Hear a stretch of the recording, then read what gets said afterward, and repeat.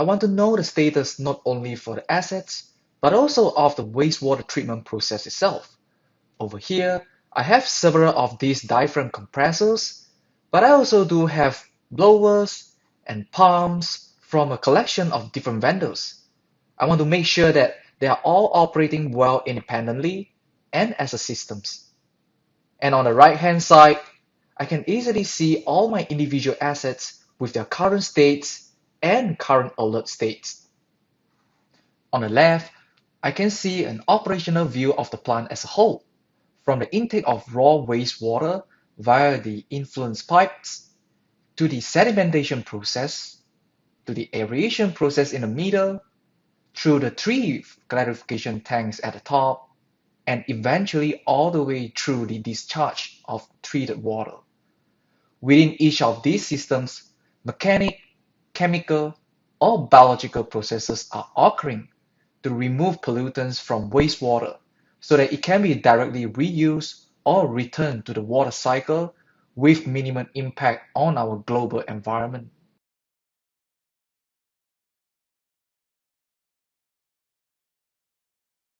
The next area is operational intelligence, where we're trying to get data from the plant to drive end-to-end visibility, real-time monitoring, predictive alerting, prescriptive recommendation, and all of this is driven by our IoT, digital twins, and also leveraging our data and AI platform.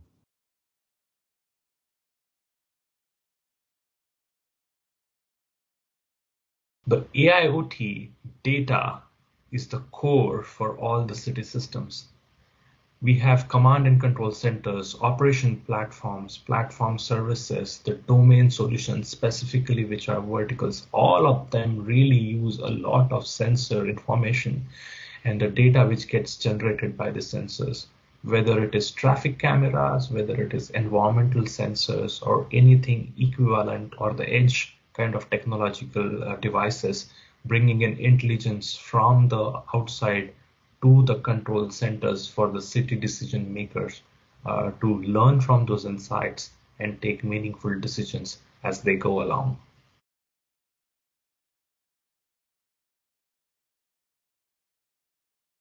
I think from our point of view, you can really only call a space intelligent when you understand three main things that are happening in that space.